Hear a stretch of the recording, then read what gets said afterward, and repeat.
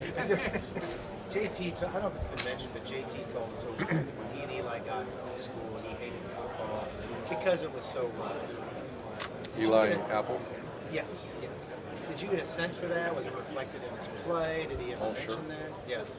Yeah, Eli, I'd say a lot like Jalen and a lot like what happens, these guys are so good in high school a lot of times that it comes easy for them and they're not used to the grind that training camp is and they disappear for a while. And Eli certainly did. He also had a little iron deficiency that he wasn't able to perform and we found that and through vitamins and all that he became great. So, yeah, and that's not uncommon. I'd say over half your freshmen are like that. You talked about that many times where you have to deprogram them, recruit Yep. them from the entitlement thing. Is that part of it? Is that within reach? I think last year's class was that was part of the reason a lot of them didn't play. Is it took longer.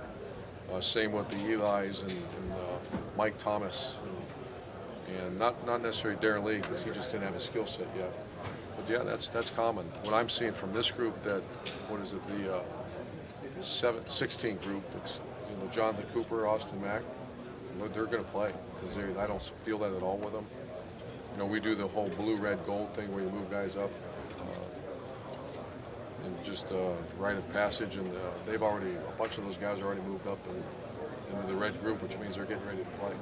Urban, JT showed, maybe more so in 2014, but last year as well, he's very intelligent and very good at running the read, when to pull it, when to hand it off. Exceptional. I'd imagine that's a little easier when you have Zeke next to you.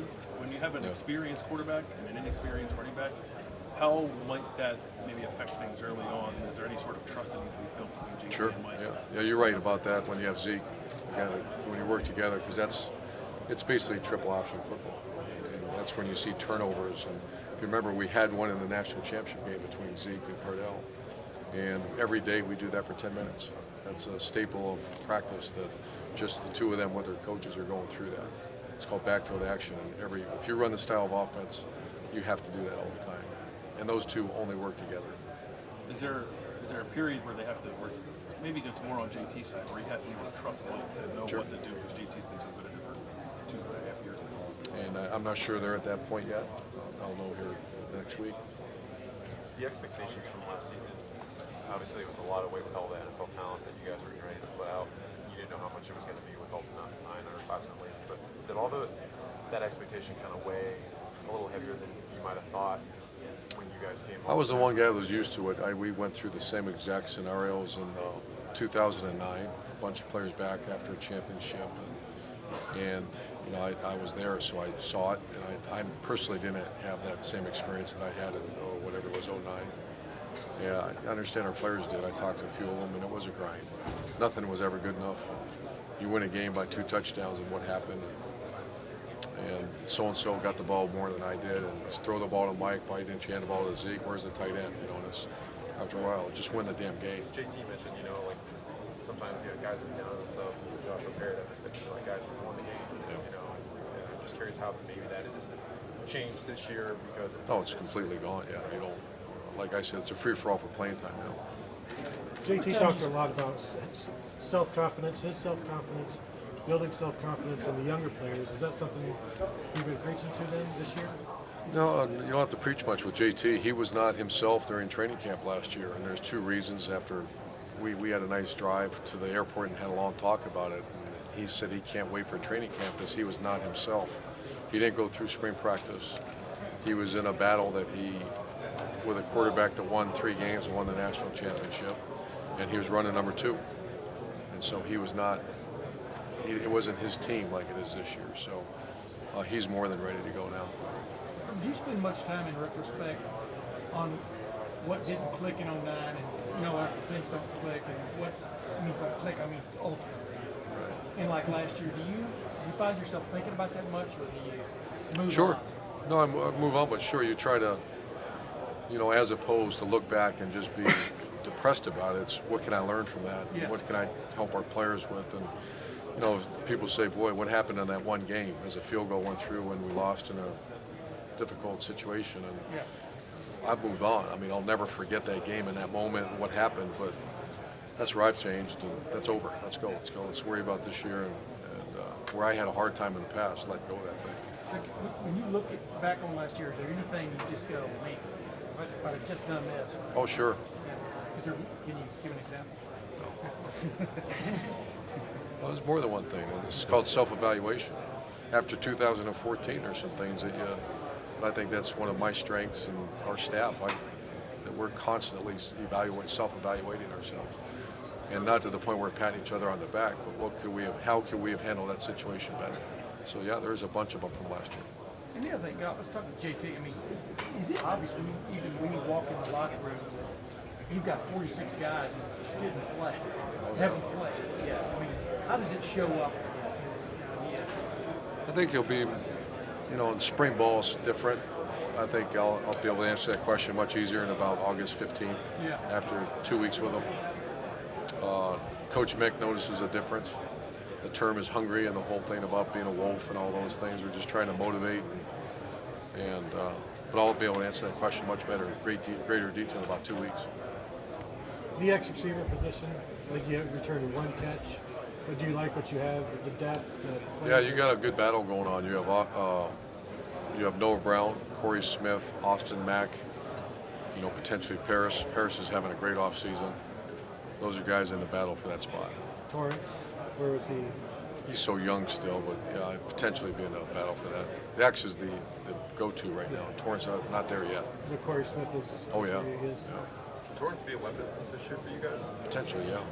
Yeah, he's you good. always talk about potential, and it's sooner or later you got to get past the potential part. Yeah.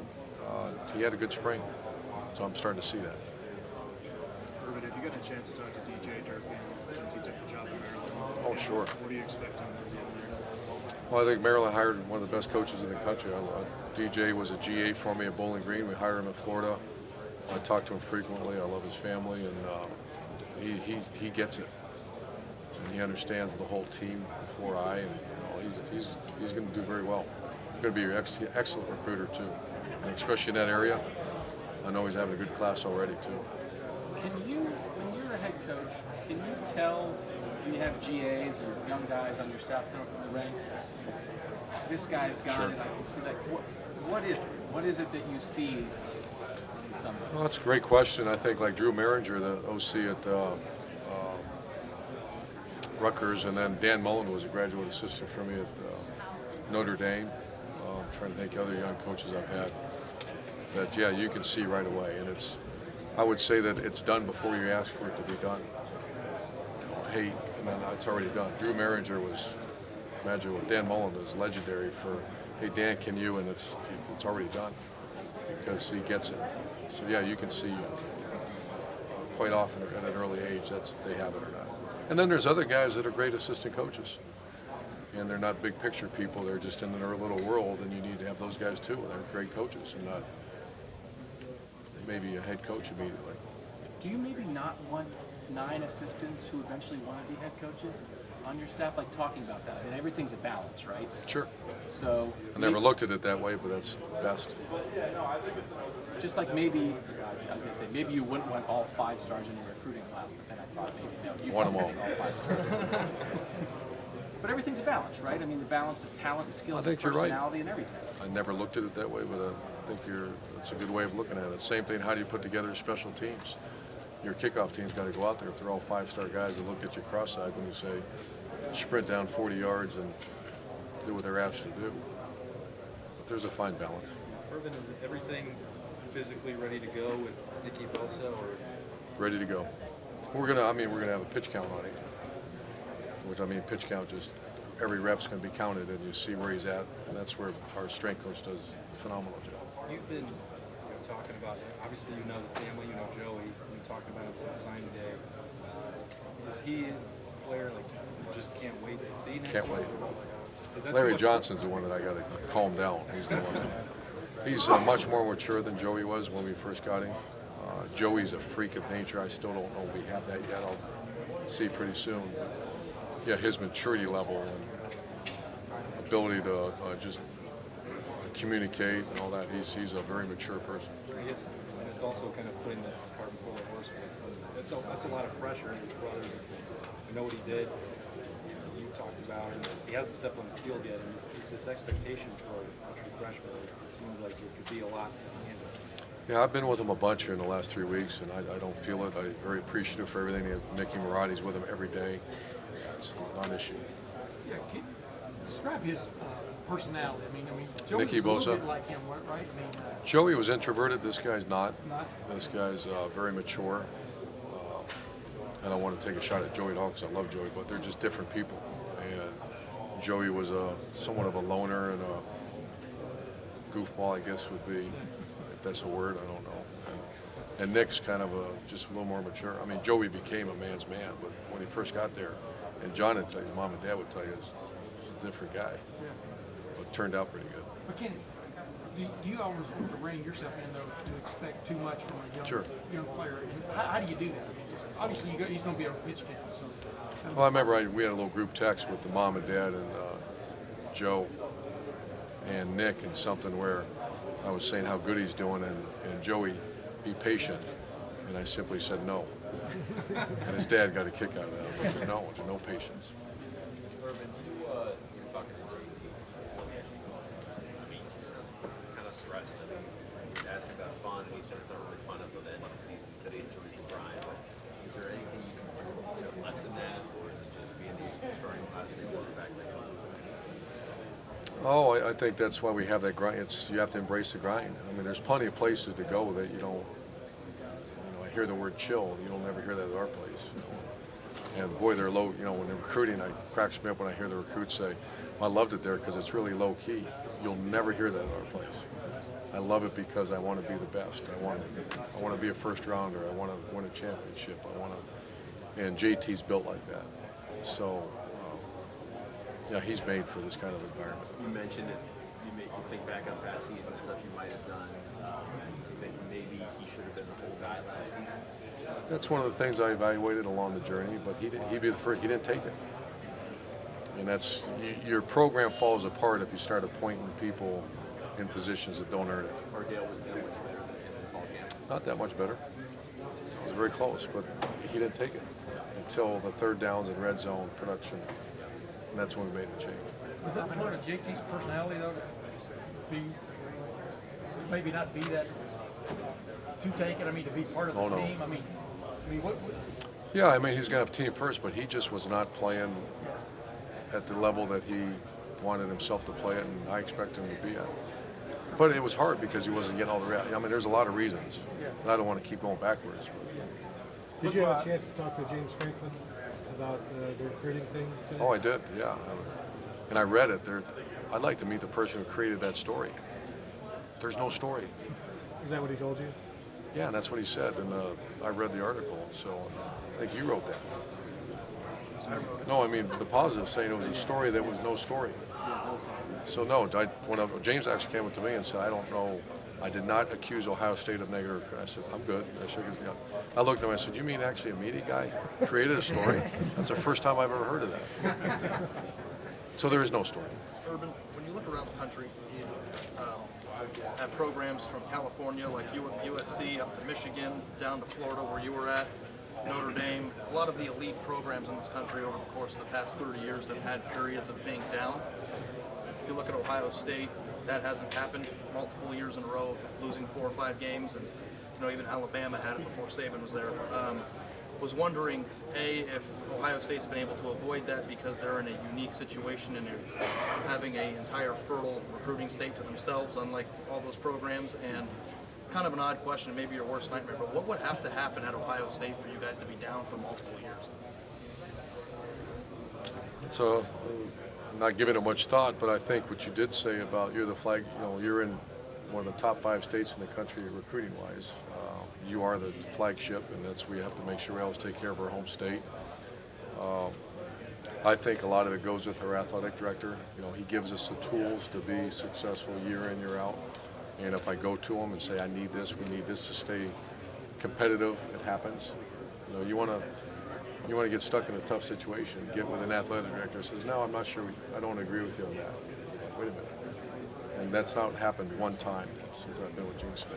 Are there things in your mind, or as you're going about your job that are like, we have to avoid this, this, and this if we ever, I mean, obviously you talked every single time we talk about how important recruiting is, but are there things or check marks that you have to make sure that you avoid doing those things in order to sidestep having down years or multiple down years in a row? Yeah, and it all starts with your players, and you can't lose players. Whether a guy getting kicked off for this, a guy being suspended for this, a guy's transferring. When that starts happening, then you start having problems, and that's when you wake up one day with an offense line with zero depth, or a defense line with zero depth, or a quarterback. And so I watch that very closely. Ohio State's got a very unique culture. Probably what I learned along my journey when I self-evaluated is don't try to force people into a culture that don't fit. And so we walked away from great players that it's just not a good fit for you. It's not worth that headache. And so I'm very more cautious than I've ever been. Because you would see, like, from the outside, from us, you look at you guys losing 16 starters, all the guys you lost in the draft, and maybe you'd say, well, this is the year maybe somebody could get it, like just because you're so young, but yet you're picked as the favorite in the Big Ten. You said you think you potentially could be a playoff team. It doesn't, other places might say, oh, maybe this is their down year coming. It doesn't seem like there's any expectation that this is the down year coming. Well, we haven't had much attrition. If you look back, we don't have the kids leaving. We have guys leave for the pros, but you don't see often. We had a few, but everybody has that, where they're released from their scholarship, they're transferring, and I watch that. I mean, that's something we all watch very closely. But it starts with recruiting, and that's one of the problems I have. Everybody wants an early signing date. I don't. I want to move keep the signing date where it's at. I wish they were allowed to take visits till their senior year, so you could watch them and know what you're getting. But I don't want to recruit sophomores. I don't want to do that. I don't want to have kids on official visits before their senior year. That's nonsense. When I hear our coaches, some people say that, why? That's where you want to make more mistakes in recruiting? Because you just don't know them. How can you offer and sign a kid that you'd never had on campus? How does that happen? Well, move the official visit up. No, just keep the calendar the same. And it all goes back to what you just said. You make 10 mistakes in recruiting, you're done. You're done. And you're having a couple of down years, like you said, those teams have had. And you make mistakes because of lack of information. You touched about Greg Schiano. I know you're happy with that stud as well. How good do you feel about this staff now? Feel great. Is that to have a staff you feel that comfortable? Yeah, I feel great. I feel Tim Beck has settled in. That was a tough situation he jumped into. Ed Warner was coaching the front line, the 5 guys, and still coordinating. And that was one of the mistakes I probably made a year ago. You really can't do that. And now he's coaching the tight ends, so I feel much better about where we're at. How are things going with Stud? Fantastic. Yeah, he was my first line coach at Bowling Green, so I know him very well. And he's perfect. Do you get the sense from Tim that you said he settled in and kind of like more comfortable with things because, at the end of the season you moved your head up to the box and he's still there too, and that just seemed kind of a big change for everybody. Well, the coordinator has to, I know there's people, in the way we do our business, because I'm very involved, I have to have that guy upstairs. And I tried to make it work because we just won a national championship. You just had a hell of a year. You start moving people around, I just don't. So it all worked out. I mean, I'm not going backwards. We're going forward. So to answer your question, very comfortable with where we're at. What's Tim's role this year compared to last year? Tim. Beck. Quarterback coach. I think he's co-coordinator and very involved. And Calling plays? Ed and myself will call the plays. He'll be very involved in play calling, but no, he won't. More like you feel like he's not closer with JT, but like He's very close with JT. Because since Cardell is Yeah. not anymore, just that situation was a lot. That was tough. Than it is now, yeah. That was For a tough new on guy to him step too. Into it, it's just, And he even said he felt somewhat overwhelmed because he's walking into, think what he walked into. One of the best 3-game run in history of college football, and 2 quarterbacks, and then Braxton messed. It was tough on him. I'm very comfortable where we're at. Ed, so the plan is Ed and Tim in the box together? Yeah. Yep. Full go. Great summer. He obviously led the guys in sacks last year. The other guy was pretty good. Right. Does he have to do that again without? Well, you got the Sam Hubbard, and you got Jalen Marshall and Nicky Bosa, and you got some guys that are. I think it's going to be. I'm hoping to get and so is Larry. You'll know more about that during our camp, but this is going to be one of these kind of deals. How do you feel with the tackle, Draymond moving in there? I love Draymond. I'm not sold on. I'm not comfortable yet. I shouldn't say not sold. I'm not comfortable yet with our interior D line yet. You meant Jalen Holmes, not Jalen Marshall. Oh, Jalen Holmes, yeah. I did that once a day myself. Urban, you know, you talked a while ago about kickoffs, you know, putting players on kickoffs. You know about the conversation going on right now, possibly eliminating kickoffs. What is just your take on that, and where would you like to see it go? What I like about college football right now is there's a concussion awareness, concussion problem that has been addressed in great detail. I can speak to Ohio State that we practice much. If you look at our practice schedules compared to just 3 years ago, they're much different. Anytime a player has a concussion, it's our trainers, our doctors, and myself. We go through the play, we go through how it happened, why it happened, and we've eliminated certain drills. Kickoff is something that needs to be continually discussed. That is a tough. It's only playing football where guys are running 40 yards at each other, and so those are. Am I saying eliminate? I don't know enough. I want to see more data. I like the fact that there's more touchbacks now than there's ever been, and I just don't know how you take it out of the game completely. How does that game work? Just like Levy Smith said, you know, he was at Chicago when Devin Hester was there. That was one of the most exciting plays. And I've coached kickoff now for 20 years. Yeah. And What drill did you eliminate or change? oh, multitude of drills, the high impact drills, and we have pitch counts. We have a 1,000 rep club, and you know those type of things that competitive reps in the game of football should be counted like a pitcher, and we count them. And how many times are we going to ask that player to be in that situation? Where in the old days, you'd go. You're counting reps in practice and games? Yeah. Competitive contact rep, not catching a curl route, but the impact plays, we count every one of them. Speaking of spaces of safety and concussions, Raekwon was talking about how hard Antonio Williams was running in the spring as an early enrollee, and he said he might have even gotten a concussion because he didn't really know where to pick his spots and just wanted to put his head down and run through everybody. A, did Antonio Williams get a concussion in spring? Is he okay now? And what was your assessment of him in his first spring as an early enrollee running back? You've got to be careful. I don't know. I don't have the report in front. I don't believe he did. Okay. I think Antonio Williams is such a try-hard, do-right guy that he's going to go as hard as he possibly can. And he was, you know, supposed to be a senior in high school still, so I could see him because he was like energized as a bunny now. And but as far I don't know about that other. Yeah, not as much the concussion, but maybe just the assessment of a young guy picking when to lower his shoulder and how to run the ball. And is he somebody you think could be in the mix this year for you guys? Sure, running back? he sure could. Yeah, no, that's just coaching. You have to coach him through that because he's such a try-hard guy. Urban, to go back to what Tim asked about kickoffs. I mean, you guys are very aggressive. You're among the best coverage units in the country. And I wonder if the reward wouldn't be so great to pin them inside 19. The touchbacks will move back to 20. If maybe you'd be more inclined to just kick it away. I mean, would that be something that just by itself could cut down on some of these plays? Well, I do. I have that choice, and it depends on the returner. It depends on the situation of the game. It depends on my kickoff unit. You know, on the road, there's nothing better than to start the game. Just take the crowd out of it and pin them down in there. I remember against Maryland, they had Stephon Diggs, and we made an educated decision we hit them on the 7-yard line, and then kind of the whole game tilted.